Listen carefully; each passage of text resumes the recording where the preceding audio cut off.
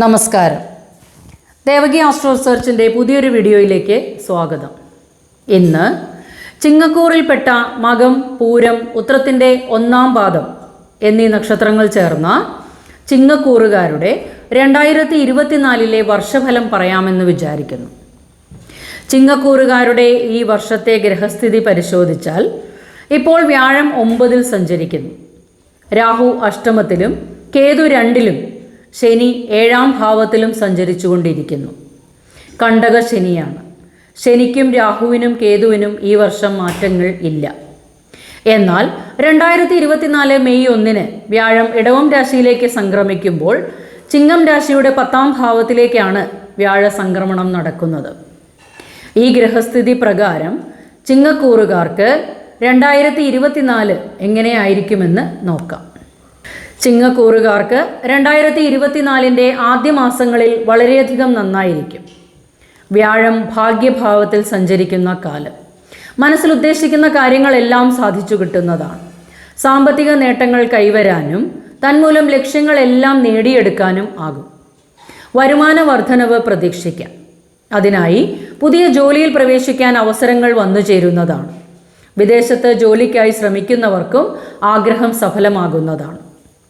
ഉദ്യോഗാർത്ഥികൾക്ക് പലവിധ മാറ്റങ്ങൾ കർമ്മരംഗത്ത് കാണാനാകും. അന്യദേശത്ത് വസിക്കുന്നവർക്കും ജോലി മാറ്റം, സ്ഥാനമാറ്റം എന്നിവ അനുഭവത്തിൽ വരുന്നതാണ്.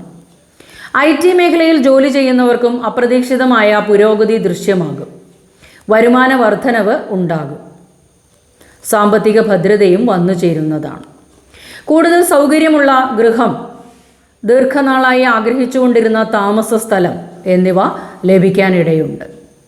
ബിസിനസ് രംഗത്ത് പ്രവർത്തിക്കുന്നവർക്കും നല്ല നേട്ടങ്ങൾ കാണാനാകും.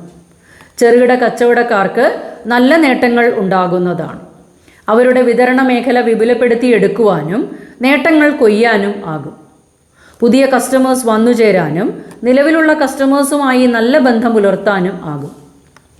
അങ്ങനെ വിവിധ മേഖലയിൽ ജോലി ചെയ്യുന്നവർക്ക് ഗുണാനുഭവങ്ങൾ വർദ്ധിച്ചു വരുന്നതാണ്. സ്വയം തൊഴിൽ ചെയ്യുന്നവർക്കും ഗുണകരമാണ്. പുതിയ പ്രവർത്തന മേഖലകൾ കണ്ടെത്തി നല്ല നേട്ടങ്ങൾ കൊയ്യാനാകും. പുതിയ സംരംഭങ്ങൾ ആരംഭിക്കാൻ ഉതകുന്ന വർഷക്കാലമാണ്. കുടുംബത്ത് സന്തോഷവും സമാധാനവും ഉണ്ടാകും. സന്താനങ്ങളുടെ കാര്യത്തിൽ നല്ല പുരോഗതി ഉണ്ടാകുന്നതാണ്. സന്താനങ്ങളുടെ ഉയർച്ച, വിവാഹം എന്നിവ നടന്നു കിട്ടാനും അതിനായി പ്രയത്നങ്ങൾ ഉണ്ടാകേണ്ടതുമാണ്. വിവാഹാലോചനകൾ നടന്നുകൊണ്ടിരിക്കുന്നവർക്ക് അനുയോജ്യമായവ തന്നെ വന്നു ചേരും. സന്താന ഭാഗ്യത്തിനും ഉതകുന്ന വർഷക്കാലമാണ്. വിദ്യാർത്ഥികൾക്കും പഠനത്തിൽ പുരോഗതി ദൃശ്യമാകും. പഠനത്തിൽ മുന്നേറാനാകുന്നതാണ്. ഉപരിപഠന കാര്യത്തിനായാലും നേട്ടങ്ങളിലേക്ക് വന്നു ചേരും. സാമ്പത്തികമായ പുരോഗതി ദൃശ്യമാകും. വിദേശ രാജ്യങ്ങളിലായാലും പല പുതിയ കോഴ്സുകളിൽ പഠിക്കാൻ ആഗ്രഹിക്കുന്നവർക്ക് പുതിയ കോഴ്സ് തന്നെ തിരഞ്ഞെടുക്കാനുള്ള സാഹചര്യങ്ങൾ വന്നു ചേരും. കാർഷിക രംഗത്തും നല്ല നേട്ടങ്ങൾ ഉണ്ടാകുന്നതാണ്. കലാസാംസ്കാരിക രംഗത്ത് പ്രവർത്തിക്കുന്നവർക്കും ക്ഷേത്ര കലാരൂപങ്ങളിലും മികവ് പുലർത്താനാകും.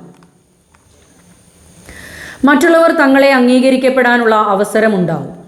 എന്നാൽ ഏതൊരു കാര്യത്തിന് ഇറങ്ങി പുറപ്പെടുമ്പോഴും നല്ല ശ്രദ്ധയോടെ മുന്നോട്ട് പോകേണ്ടതാണ്. ചുരുക്കി പറഞ്ഞാൽ 2ാം പകുതിയേക്കാൾ കൂടുതൽ മെച്ചമാണ് ആദ്യ പകുതി. ദൈവാധീനം വർദ്ധിപ്പിച്ചെടുക്കുന്നതിനായി എല്ലാ മാസവും പക്കപ്പിറന്നാളിന് ഗണപതി ഹോമം, മഹാദേവന് ധാര, ശാസ്താവിന് നീരാഞ്ജനം, ഹനുമൽ സ്വാമിക്ക് അവൽ നിവേദ്യം, നാഗങ്ങൾക്ക് മഞ്ഞൾ അഭിഷേകം എന്നിവ സമർപ്പിക്കുകയും ചെയ്ത് മുന്നോട്ട് പോകേണ്ടതാണ്. ഈ വർഷഫലങ്ങളെല്ലാം ഗോചര ഫലങ്ങളാണ്. വർഷഫലങ്ങളിൽ ശനി, രാഹു, കേതു, വ്യാഴം എന്നീ ഗ്രഹങ്ങളെ കൊണ്ടാണ് ഫലം പറഞ്ഞിരിക്കുന്നത്. എന്നാൽ കൂടുതൽ വിശദമായ ഫലങ്ങൾ മാസഫലങ്ങളിൽ ഉൾപ്പെടുത്തുന്നതാണ്. ജ്യോതിഷപരമായ കാര്യങ്ങൾ അറിയുന്നതിനായി എൻ്റെ വാട്സാപ്പ് നമ്പർ ലഭ്യമാണ്. അതിലേക്ക് നിങ്ങളുടെ ഡീറ്റെയിൽസ് ടെക്സ്റ്റ് ചെയ്യാവുന്നതാണ്. മറുപടി പ്രതീക്ഷിക്കാം. അടുത്തൊരു വീഡിയോയുമായി ഉടൻ തന്നെ എത്തിച്ചേരാം.